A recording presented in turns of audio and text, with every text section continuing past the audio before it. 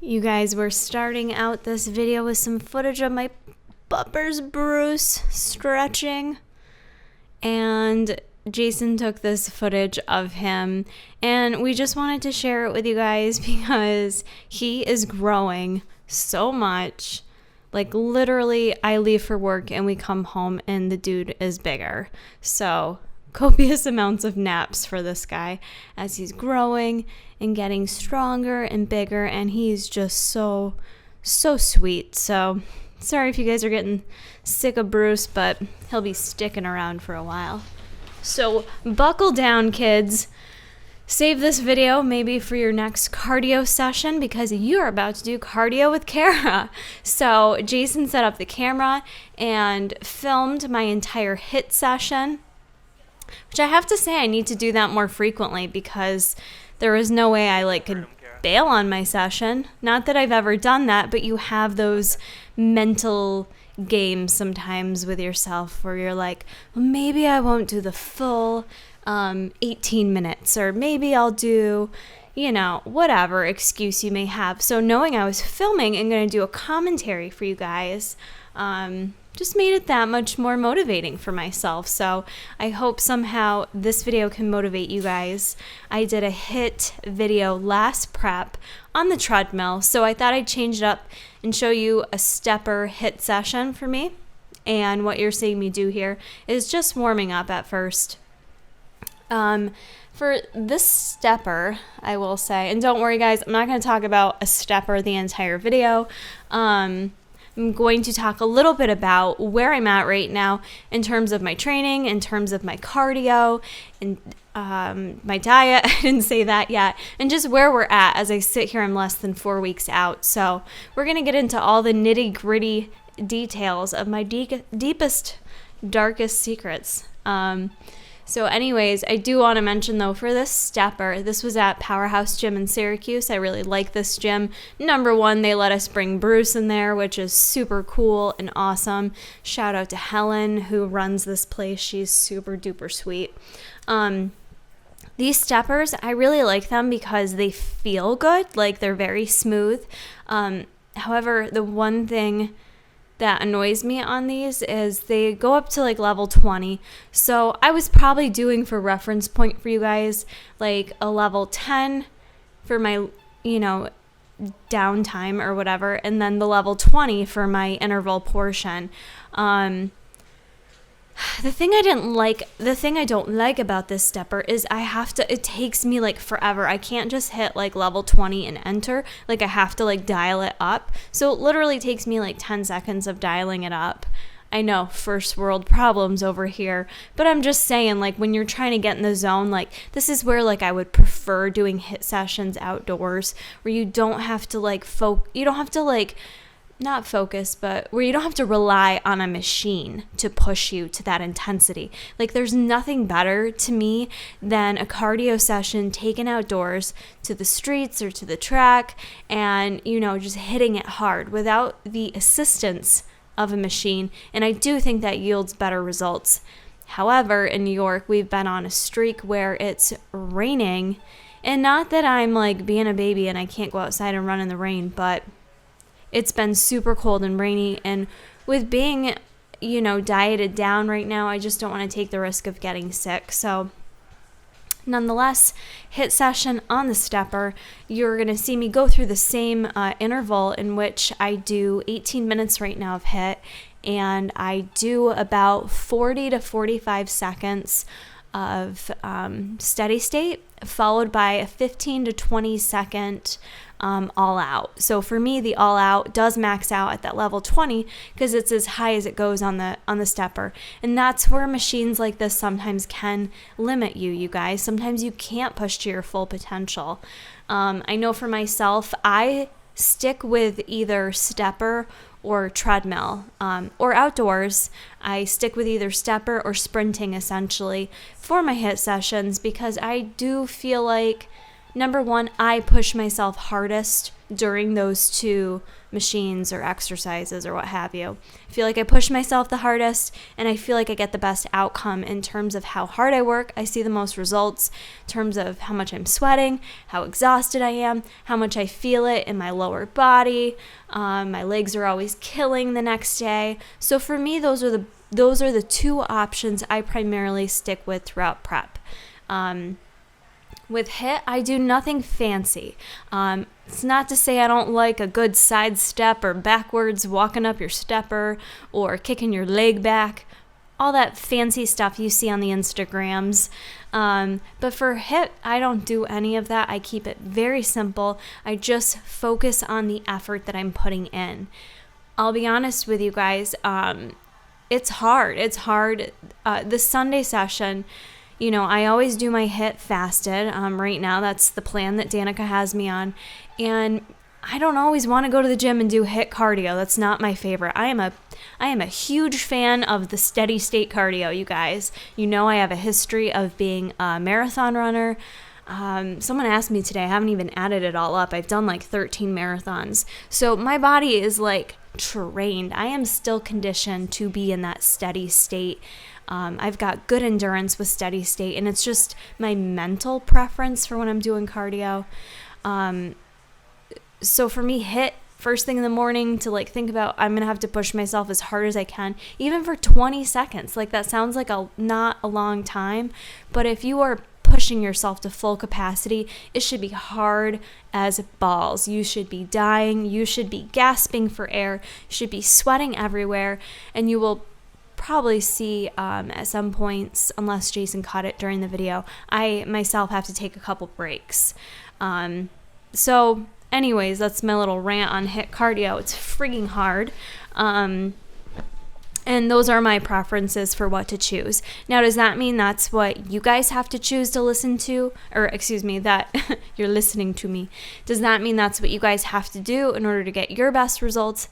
Absolutely not. This is still individualized, in my opinion. You have to think about what works best for your body, and also what you're willing to do. If you're someone that just dreads the stepper, then you're probably not going to put in your maximum amount of effort. Maybe you will, but I know for me personally, I have to find what sounds good to me, quote unquote, kind of sounds good to me for my cardio for the evening. So that's why I do keep a couple options. And my backup option right now, which I never did this in prior preps, but has been the spinner bike, which I've been really enjoying doing that. I feel like I can push myself to a good intensity on the spinner bike as well. Now, some people have asked me to, just staying on the cardio note, I do HIIT and I do LISS. People always ask what's the best cardio to do. And my recommendation for you, although I'm not claiming to be an expert when it comes to fitness, I actually don't have any exercise, certifications. However, I did do a lot of exercise science courses in my master's program. But from what I've read and what I've seen, and I know from experience with my own body, a combination of HIIT and LISS cardio, so doing the high intense interval training in conjunction with some low intense steady state sessions, ideally is going to give your body composition the best results. So it's good to have that combination in there. HIIT is going to work your aerobic and anaerobic systems within your body, whereas LISS just works the aerobic. So it's great to have a combination of both in there. They're both going to focus on different things. With LISS, I've seen some people say to do LISS to if you want to break down more muscle, which that's not necessarily my goal, but it's great for being in the fat burning zone as well. And with HIIT, from what I've read, you stay at a higher metabolic output, if you will, for a longer duration of time. So there's different benefits to both, you guys. So do a little research on it yourself. But I myself always like a combo of HIIT and LISS during prep and out of prep as well. For me personally, as much as I just complained to you about HIIT, even when I'm not in prep, say I'm just going out for a run, I just find it more interesting to change my speed. So maybe you're not working at full capacity, but just, having fun with changing the speed sometimes makes things go by a little bit quicker. So to get a little bit more personal with my training right now, I'm currently programmed, we're less than 4 weeks out, I'm programmed for 3 fasted HIIT sessions for a duration of 18 minutes. And then I was just increased to 5 LISS sessions. Those sessions come after my training, so I would never do HIIT and then LISS and then train. I try to separate it. So I will do my HIIT in the morning and then I will train. And then for me personally, I prefer allocating more time to sleep in the morning, and I go to work and I come back to the gym at night on my way home and do my LISS session. So that's how it works for me right now. So 5 40-minute LISS sessions. It was previously 30 minutes. We bumped it up to 40. And I might sound crazy, but I actually don't mind. Being at this stage of prep, I am really actually enjoying cardio, and it helps that I think I mentioned this before, but Christian Guzman was doing his summer shredding the last time I was also prepping. And so there's quite a few YouTubers right now who are either going through a cut or, doing their own series on YouTube right now while they cut. So it kind of helps, especially during the LISS session when I can just kind of zone out and just get in my steady state pace. I do like to watch YouTube videos. So that kind of makes it easy. It gives me something to look forward to after work. I can go to the gym, just throw on the YouTubes and watch a couple videos, and boom, my cardio's done. No big deal. I do really try to separate those feelings of being tired or feeling like I deserve to go home and relax tonight. I just remove those feelings from my thought process during prep. It's just no thoughts or feels attached to it. I go to the gym, and when I get to the gym, I try to just focus on that session and make it as best as I can. So even for a session like this that you're seeing here, I don't know, it doesn't really look like I was struggling, so maybe this looks like I'm not working hard to you guys, but I was dying. You can see my arms, the back of my arms always get red ever since having allergy shots, which I don't do the shots anymore, I do the drops, but I have this issue now where the back of my arms get wicked red. So weird. I don't know what that's all about, but random tangent there. So anyways, even when it's hard like that, I just focus on okay, sometimes I have to super compartmentalize it, and I'm just get through the next minute, Kara. I don't even think about the fact that I have to do 18 minutes. I'm just get through one more minute and reassess, girl. Just one more minute and reassess. And it's funny because that was kind of my approach too when I would do marathon training. 26.2 miles is a long freaking time. So instead of feeling overwhelmed with the thought of having to run 26 miles, I would just compartmentalize it and say, okay, just one more mile, girl. That's just give it all you got, this 1 mile, and you can call it good when you're done. So obviously, I would never quit. I'd keep going, and the same holds true in my cardio session. So if you need to break it down like that, it really is a mental game. It's so much more mental than it is physical. And, where your mind believes it can go, the body will go. So you just got to push through it.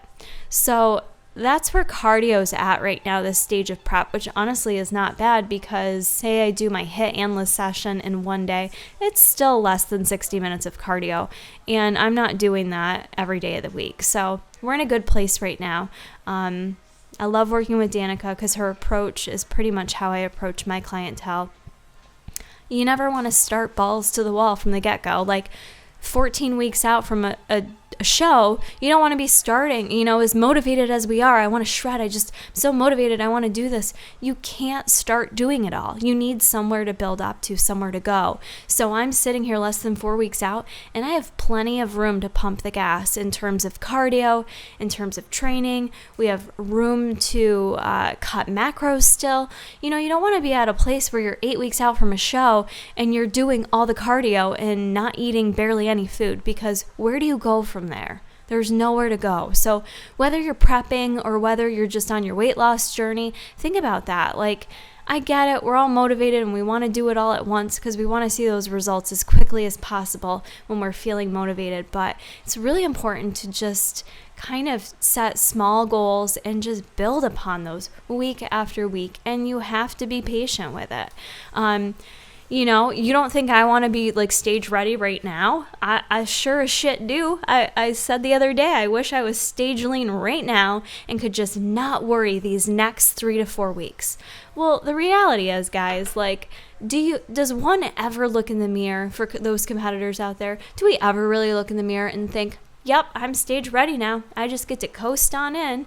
That's always, I guess, a great goal to have. But I think we always strive to make more improvements. And we always doubt if we're really ready and if we're truly there. And, if things have all come together as well as they should. So I'm not stressing about it. I feel like I'm in a really good place.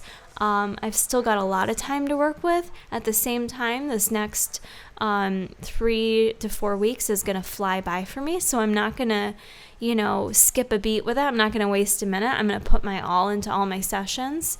At the same rate, I'm not going to expend unnecessary energy thinking about what may or may not be coming together, and just focusing on, and Jason said it really nicely to me the other day. He said, in terms of the scale and people getting wrapped up in their scale weight. I'm currently dying here in case you're wondering. I don't look bad on camera though. I don't, but I am truly dying here, you guys, I promise. But he said it to me really good. He said, Kara, there's no sense in focusing on numbers. Don't focus on the things you can't control. Focus on your efforts. So that really resonated with me, and that's so true. Just focus on what you can control. And what you can control is the effort that you put in and day out. And in particular, as I hope has been a theme throughout the Driven series, is focus on your mindset. Don't just focus on the physical things, okay? Don't just focus on looking in the mirror and seeing the changes even. Those are great too, and I want you to think about those and reward yourself. But let's focus on that positive mindset and how